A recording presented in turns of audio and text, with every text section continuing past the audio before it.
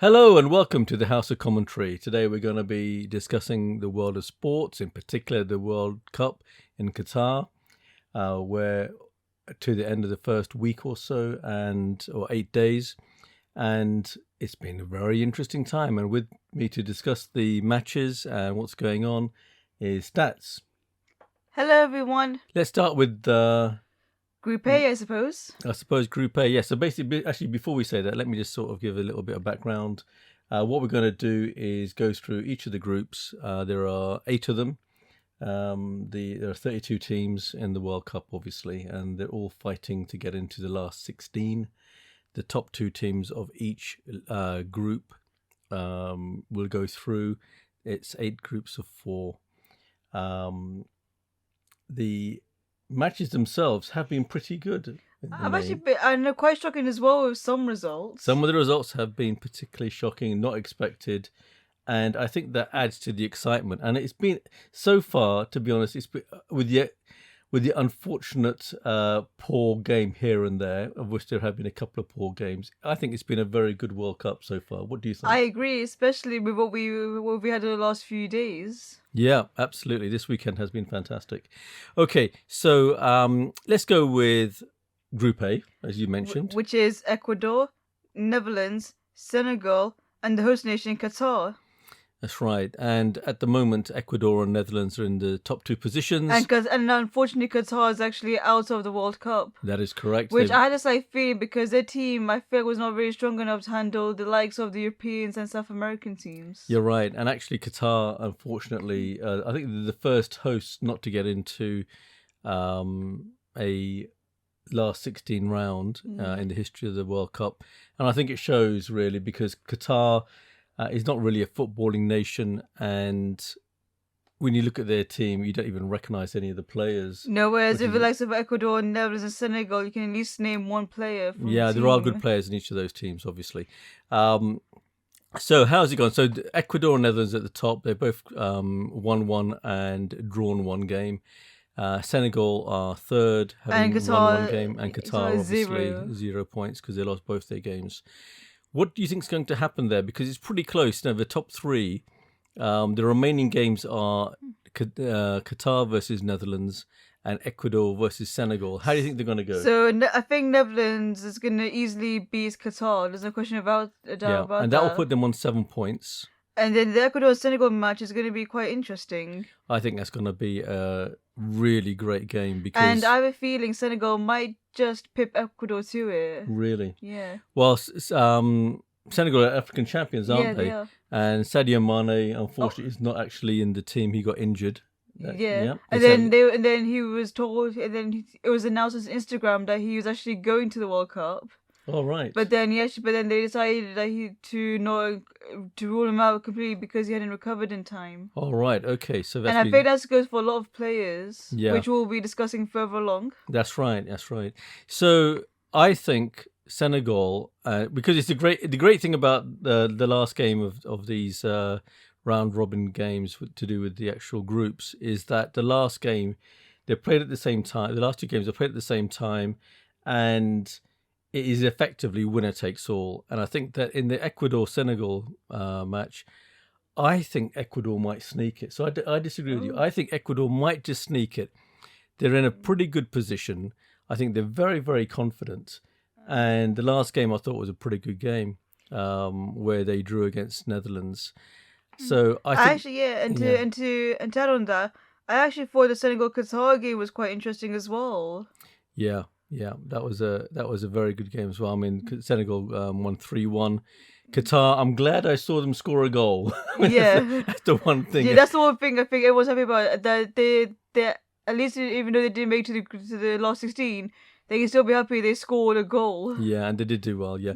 So we'll see what happens. But so you think Senegal are going to go through? I think Ecuador. We both agree the Netherlands are going to go through. And I think they got Virgil van Dijk, so what can go wrong? Well, a lot can go wrong. You'd be amazed at how Netherlands can blow up at the last minute. But in this particular case, I don't see them losing to. I don't see them losing to Qatar. Neither do I. If Qatar did the impossible and won that game, then it'd be amazing because Netherlands, I think, will still go through. Yes, they'll still go through because they'll get up. They'll be on 4 points. Senegal would have to win. If Senegal beat Ecuador and Netherlands lost, then yes, Netherlands will be out and Ecuador and Senegal will both go through. So it's interesting, but I think that's a given that Netherlands will win. Okay, Group B, our favourite group. England, Iran, USA, Wales. Now, on Friday, Oh, don't England Friday versus USA, I think is one of the poorest games I've seen in I a could agree very, more. Like very long it time. looked like the England players just didn't want to be there. They weren't in sync. They weren't in rhythm. Yeah, it's just strange. I mean, I don't know what it is with Gareth Southgate, the manager.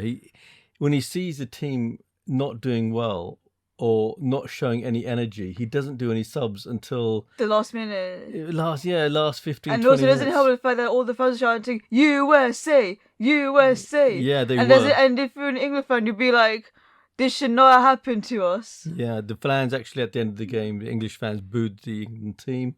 The English team actually performed very, very poorly, and I think it kind of sums it up when you think that England's best player was Harry Maguire. Oh, I agree. Who, to give him his dues, he's done well. I mean, everybody thought, and I'm one of them, I didn't think he deserved to be in the team. But never did I, because he doesn't even play for his own club, so how can he be included in the international team? That's right. But he was the best player on that day. But the best player for the USA was Pulisic. And he's a forward, so it sums it up. The Americans, their best players were all forwards, and with England, the best players were all the defence.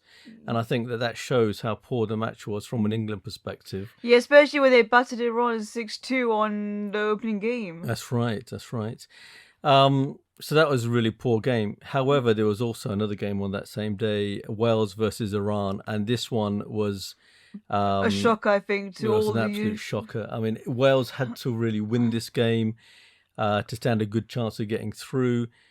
The Welsh Iran were played really well. To be honest, they'd recovered very well from England from being beaten 6-2, and it looked like it was going for a draw, and then Wales just gave up, just switched off, I think. Well, the Wales goalkeeper came out. Oh, yeah, remember, and he got a red card. Yeah, he got a red card because he came out literally 2 minutes before the end of the game, or 3 minutes before the end of the game. He went out to clear a ball, totally missed the ball, hit the Iranian striker in the face, and then instant red card. Yeah, in fact, actually, it wasn't an instant. The actual referee had wanted to give a yellow card. Oh, okay, but VAR said no, it should be a red. Oh, and I can imagine all the Wales fans' reaction being like booing them and just exactly. And the Welsh team, unfortunately, by that time was so tired they just couldn't handle going down to 10 men and the onslaught that came from Iran being desperate to score. Do you reckon that's the heat? Well, no, I just think it just shows when you have that. It shows that when you have that energy. Because now the Iranians thought they had got a chance of winning. They gave them lots of energy. They scored in the last minute of the game. And one of the things that's actually new at this World Cup is that they're trying to be very accurate with the amount of time. So in scoring in the last minute, they celebrated for a minute. So they were given, and they had to play another minute. And then Iran scored again in that minute and actually won 2-0, which is actually incredible. There's been a lot of those last-minute goal scoring I've noticed the last few days. Yeah, because the extra times now are so long, 8 minutes, 9 minutes. I mean, you say that, but I remember, I think it was one of the matches yesterday, they actually had 9 minutes before the half-time whistle blew. Yeah, and it's just crazy. I think when England played Iran, I think there was about, in total, almost 20 minutes of extra time. That's a lot for a football game. Yeah, it's a hell of a lot, Yeah. So Wales now are playing England on Tuesday, which is going to be a massive game because it's pretty much a win-win for both teams. Well, it depends. It's England. England will almost certainly go through. The only way Wales can go through is if they win 4-0, which I don't see that happening. I don't see them beating England 4-0. And also, if Iran actually beat USA, then Wales are through. Yeah. Well, no. If Iran win, then they're through. If Iran beat USA, they're through. However, there is a interesting sort of combination here. If Iran and USA draw, and Wales are able to win by a decent margin, which I think has to be. Actually, it's actually 4-0. I don't see Wales going through. I don't see how they'll be able to get through. What's interesting? Who do you think is going to win out of Iran and USA? I have a feeling USA might beat Iran. You know what? Again, I disagree. I think Oh. Iran are actually on a bit of a roll at the moment, and the way they held the Welsh team has been pretty good. I mean, I thought they played well against the USA, even though they drew. But I think the Iranians might just pip it. I mean, the Americans have got a great team, lots of energy. Yeah, because They the really reason why I are said the USA is well-focused. because the way they held up with the England game, where they were literally just all on hot on their yeah. heels. Yeah, they were really And they were really like pushing England to the limits. They did. I mean, if they had better strikers other than just Pulisic, if they had some other strikers, they would have actually won that game, I think. But I think we've seen the best of the USA, and I think against Iran they're going to have to. I think the Iranians can actually play, and I think they'll be looking to at least get a win.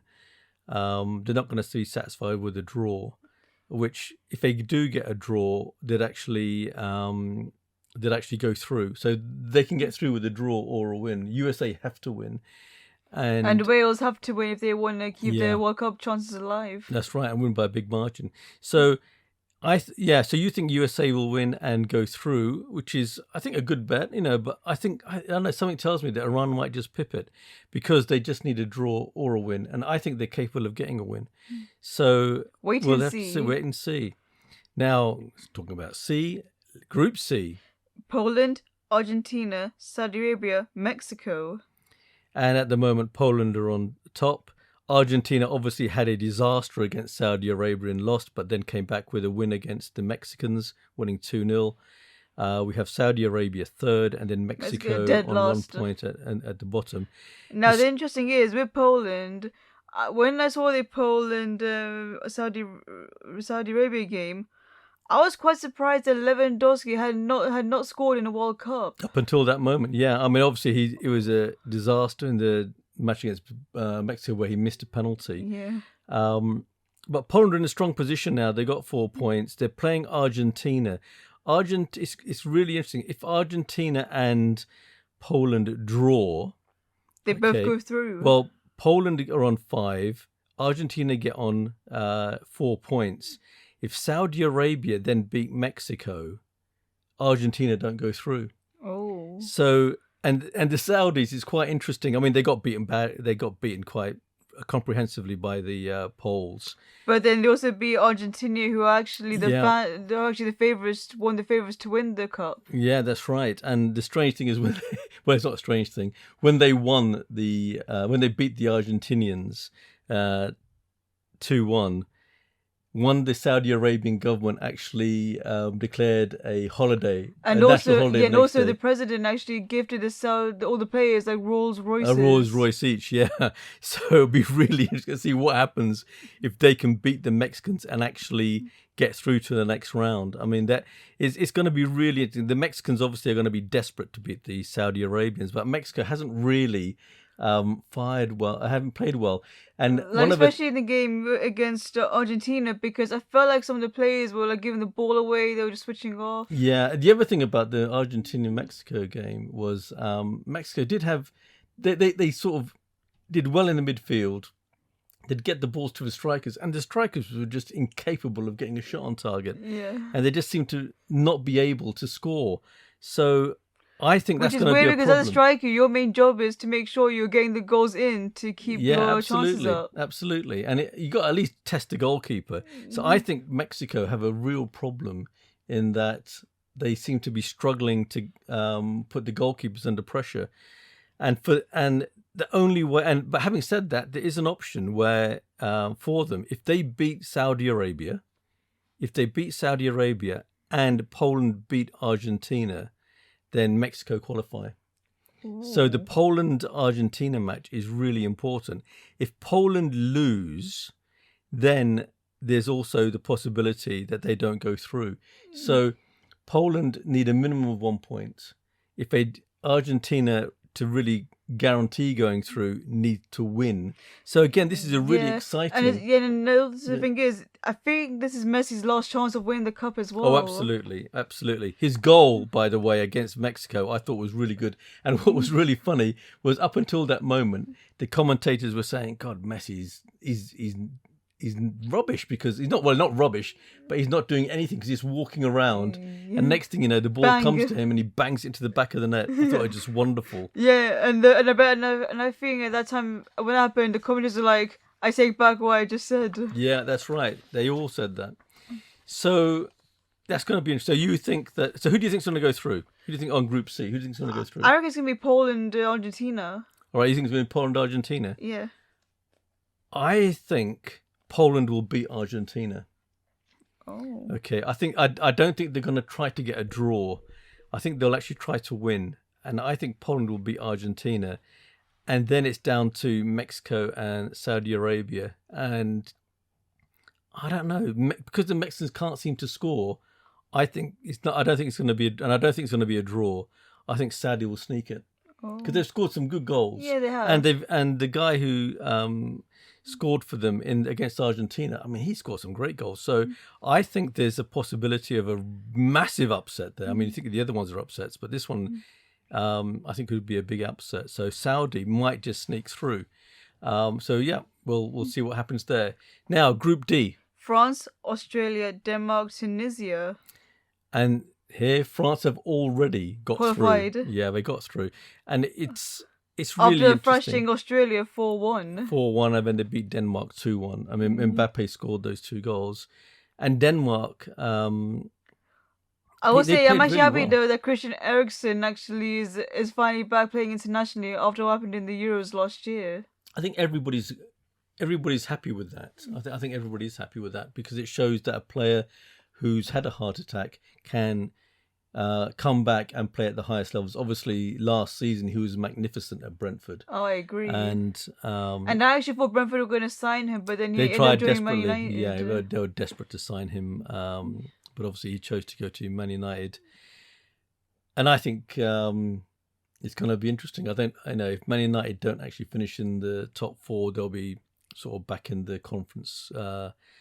Sort of European Conference leagues and or the lesser competitions, and people will forget Eriksen. Whereas I think if he had stayed at Brentford, he would have become a hero forever. Yeah. But we'll see what happens. Anyway, he's been playing really well, but at the moment France are on 6 points. Australia did an amazing feat actually in beating Tunisia, which was a massive surprise, really. And that was a great game. It was a great game. Denmark are on 1 point, Tunisia are on 1 point. So this is again really interesting. The last 2 games are Tunisia versus France, Australia versus Denmark. I think Australia can hold Denmark to get a point. I agree, actually. Yeah. So if they get because when it was the France-Australia game, I even called it that Australia were going to score first, which they did. Yeah, and I must admit, I think that Australia, because they just need 1 point. If they get 1 point, they'll qualify, I think. And I think that'll be a massive thing for everybody back home. Yeah, I don't see Tunisia beating France. I think that'll be a phenomenal result. And even if they did beat France, if they beat France, I mean, they have to beat France to get through, basically. Looking at the tables, and I just don't see that happening. Yeah, so for Tunisia, it's pretty much do or die situation. Yeah, even if France put out a slightly weaker team, I still think they'll beat Tunisia. Yeah, because France have all strong players like Mbappe, Giroud. Yeah, and Giroud he's equaled No, Henry's. he hasn't. I thought he equaled he didn't score yesterday. Mbappe scored both goals.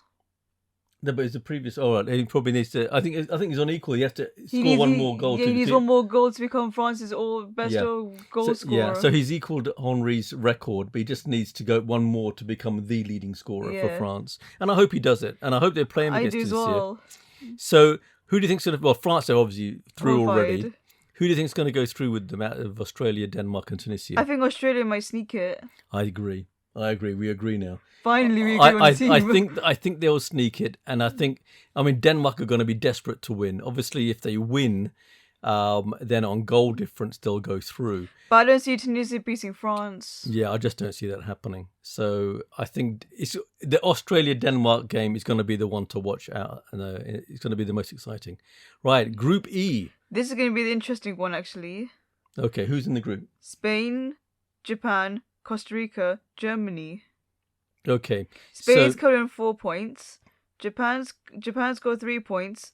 Costa Rica's got 3 points. And Germany's got 1 point, which is a shocker for them. Yeah, I mean, obviously Germany losing to Japan is one of the biggest shocks ever. I think the biggest shock was Costa Rica, Spain when it beating Costa Rica 7-0. I mean, nobody expected that as well. I mean, but nobody expected them to lose to Costa Rica. But nobody was saying that Japan were going to beat Germany. And the fact they beat them 2-1 is absolutely phenomenal. It's a bit like Saudi Arabia winning. Nobody expected that against Argentina. I mean, that was just like, it never happens. And it did. So the World Cup has produced some incredible results. Australia beating Tunisia was also another one that was quite incredible. Mm-hmm. So in the earlier games, Germany lost to Japan. Spain thrashed Costa Rica. Which I did not see coming. No, and Costa Rica, amazingly, beat Japan. Oh. And that was, nobody expected that. And then obviously Germany drew with Spain today. Yeah, which I know I'm going to be a little bit harsh, but I'm actually glad that Germany actually drew because it gives them a chance because it makes things more interesting in the group. Yeah. So all 4 teams have a chance of getting through if the results go their way. For Germany to get through to the next stage, Japan has to lose to Spain, which I think is going to happen. Regardless, I agree. I'd be very surprised if Spain lose to Japan. However, what I would say, looking at how Spain played today against Germany, I think Japan can hold them to a draw. Ooh. Can hold them to a draw. And if they hold them to a draw, that gives them 4 points. Now, then it gets down to Costa Rica versus Germany. I don't see Costa Rica beating Germany. But if they although did, having said that, in today's game, Spain and Germany, I don't know what was going on with Germany's team, but every time they had the ball, they would just give it to the They were Spanish giving players. away far too many balls. Yeah, the midfield was very poor, in my opinion. I mean, they just gave away the ball so many times. Like even the commentators were getting tied over as well. They just kept giving these silly passes away. Yeah, that's right. So Japan, if Japan holds Spain to a draw, okay, which is possible, I think, given what's happened today, Costa Rica, a draw won't be so good enough. They'd have to get more than a draw because of the goal difference, because they were thrashed by Spain. But if they beat Germany, they automatically get through. They'll have 6 points and they'll get through. And if Japan beats Spain and Costa Rica beat Germany, Spain don't get through. Oh, so it's a lot to play for. Tight in the group, then. And in terms of Germany itself, if the Germans beat Costa Rica, it gives them a chance of qualifying. Yeah, and Spain beat Japan, then it comes down to goal difference. So there is a possible, as long as it's not 1-0, if Germany win by 2 goals, they'll go through if Spain beat Japan. So it's a really, really tight group. And again, just like the other groups, these last matches do or die. Yeah, do or die. They're like cup finals. It's fantastic. So who do you think is going to go through? I think it's going to be Japan and Spain. Japan and Spain. Yeah, it's going to be so you think Costa Rica are going to get beaten by Germany, do you? I think I do. Yeah, I think Germany will beat Costa Rica, actually. Although, having said that, part of me is thinking that's going to be a draw. And if it's a draw, then it all comes down to the Spain-Germany match. If Spain win, then Costa Rica go through. Okay. You mean Spain-Japan because Spain already played Germany? If Spain beat Japan and Costa Rica draw with Germany, then Costa Rica go through because they'll have 4 points. Japan will only have 3. So I think it's quite likely that it'll be Spain and Costa Rica go through. Oh, interesting. That's what I think. Okay, so Group F. Croatia, Morocco, Belgium, Canada. Now, the shocker here today was Belgium being beaten 2-1 by Morocco. I mean, that was unbelievable. Having said that, in the earlier games, Morocco, Croatia drew 0-0. Belgium beating Canada, which I knew was going to happen. Well, they beat them 1-0, but it's quite a late goal, and I think they were quite lucky to get that. I thought they were quite lucky to actually win that game. Obviously, Canada now are out because they lost 4-1 to Croatia. So I think that as soon as I saw Croatia going to play Canada, part of me did think that Croatia will actually batter Canada. They're going to get the points. They're going to get the goals. Because being the finalists from the last World Cup, they have that experience. Yeah, and they've got some great players, not just Modric, but they've got some great players. I mean, it's fantastic. So Croatia looked like their last game is actually against Belgium. Ooh, this is going to be interesting. It's really going to be interesting because Belgium needs to win in order to stay in. Yeah, exactly. And a draw will not do for Belgium. So Belgium have to actually win that game. If Belgium beat Croatia, okay, Morocco just need to beat Canada. Which I think is going to happen. They need a draw or a win. And I think that's going to happen. So I think Morocco are in a good position. Because Canada are already out, so... Yeah. I mean, the Canadians might try for a draw. If they try for a draw, that's a good result. They'll get at least 1 point. But that draw... doesn't really change things in the standings. It actually... Yeah, well, it does, because it gives Morocco 1 point. Morocco then get 5 points, and they get through. So Morocco, I think, are more or less guaranteed. Unless Canada beat them... then they're out. Unless Canada beat Morocco are going to go through. And then it's between Croatia and Belgium. And that game, Belgium have to win. Oh, I agree. If they draw, they don't get through. So, do you think Croatia will beat Belgium or Belgium beat Croatia? Oh, I have no idea. I think it's going to be a very close game between the two. It will be. It will be very close, actually. I think Belgium will beat Croatia. I think so too. I think this is because what was it that De Bruyne said about the Belgium team? Oh yeah, the fact that some of the players are getting too old now. Yeah, they're getting old. This is their last World Cup for a lot of those players, and I think they'll turn it on. I think they have to put the energy in and the effort in. Last game. All or nothing. It is an all or nothing game. I think they'll beat Croatia. I think it'll be a fantastic game. So I think Belgium and Morocco will be going through on Group F, and then we go to the last G. two. Yeah. So Group G. This is the big one. Yeah. Brazil, Switzerland, Cameroon, Serbia. This has been a really interesting group actually because Brazil we know are strong. They've got the strongest squad. And they beat Serbia 2-0. And they also recently, and I think a few years back, they actually won the Copa America final against Argentina. Yeah, they've been amazing.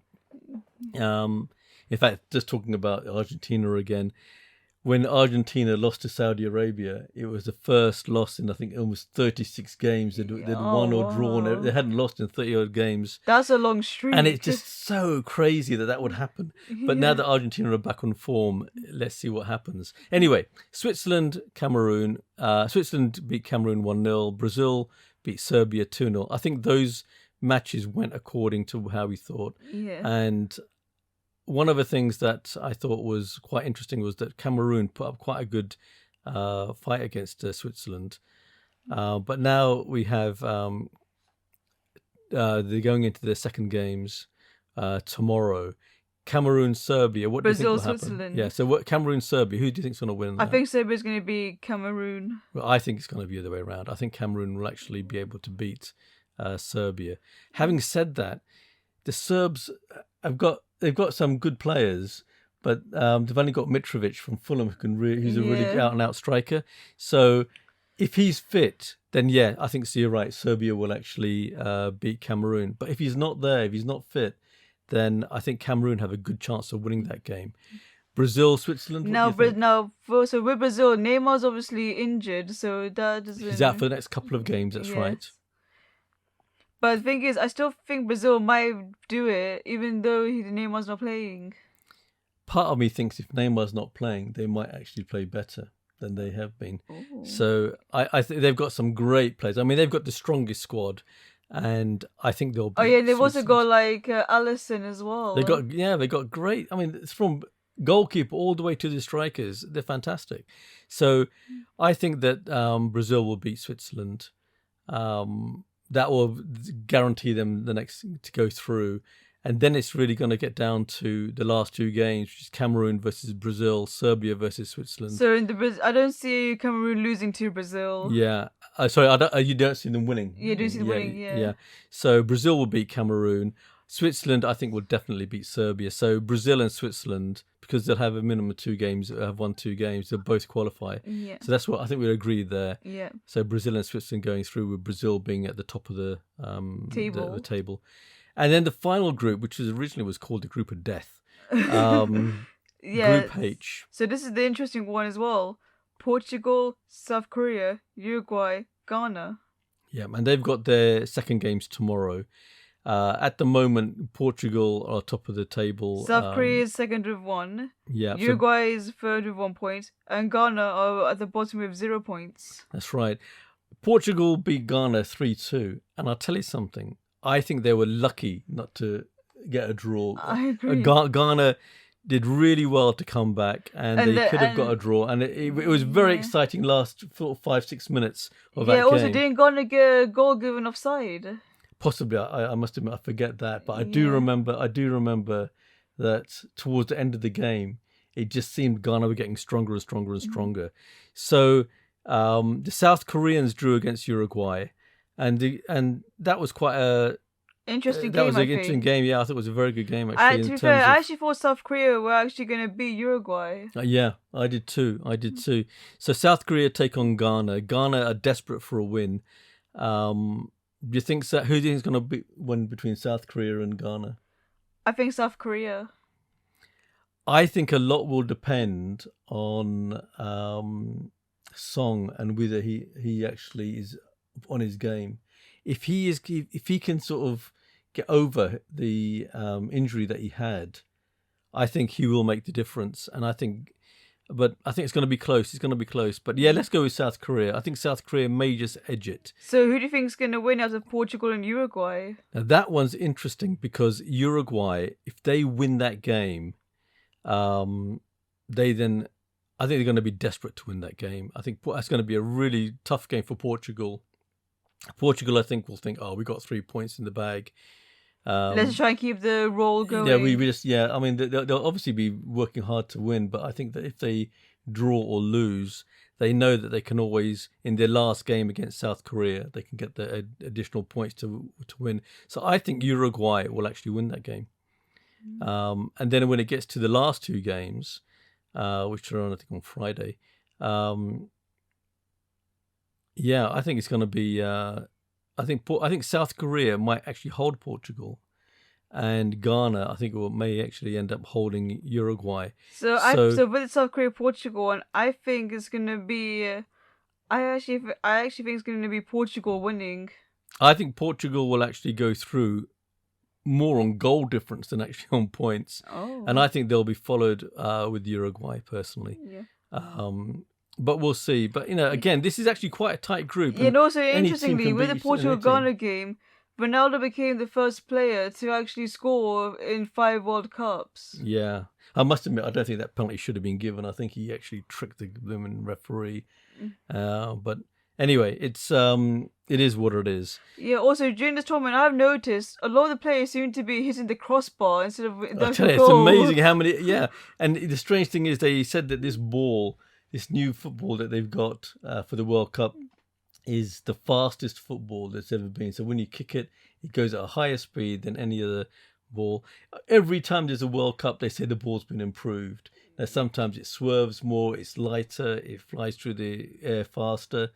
What I think's happened is that I don't even notice, but some of the players, when they shoot, it's like they're playing rugby and they kick it so far above the blooming crossbar. You wonder what the hell's going on. And also, is there just crossbars to the post as well? Yeah. And I think maybe when they're accurate, but I think the ball, it must be quite light because they're skying the ball so much. And today, especially with the Germany Spain Spain game, I noticed that the German players, well, when they're doing passes that were straight to the person and there was nobody between, They just take it a was shot good. in. It was fine. No, it was fine. Yeah.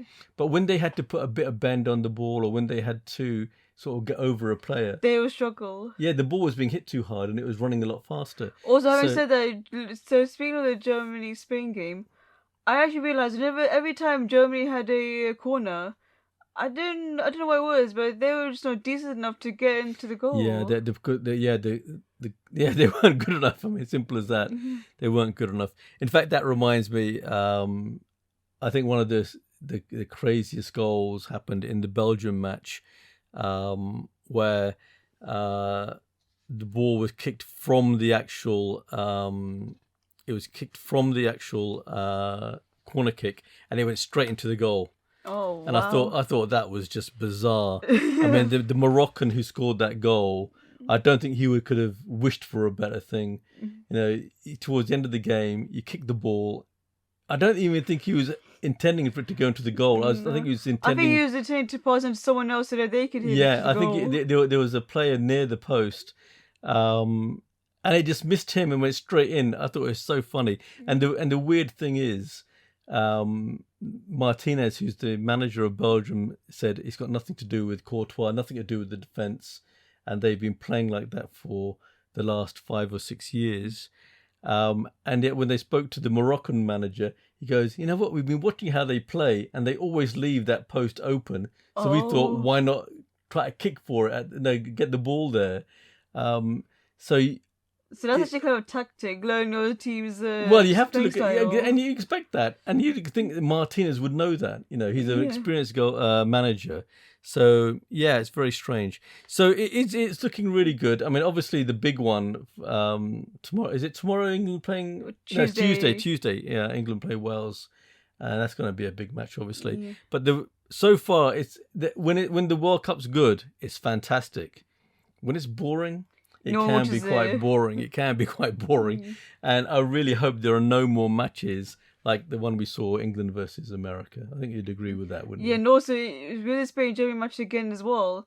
The first goal Germany had, I actually thought they scored until they was offside by the smallest of margins. It was a very small, yeah. It was really close actually. And Rüdiger, he did a fantastic run through, but yeah, unfortunately, it wasn't given. And VAR. Has it been fantastic? I think it's been okay. I don't think there's been. The only thing I would have said was that I really think Ronaldo's penalty shouldn't have been given. Yeah, it shouldn't have been given. But that's just my own opinion. So thank you very much for listening. I hope you're enjoying the World Cup as we are, and maybe what we thought, or who we think are going to go through. Maybe you agree with us, don't agree with us. Please leave a comment. Remember to subscribe. We'll be doing a roundup in a few days' time. We'll see how our predictions are panning out. And until then, have a good one. Bye. Good night.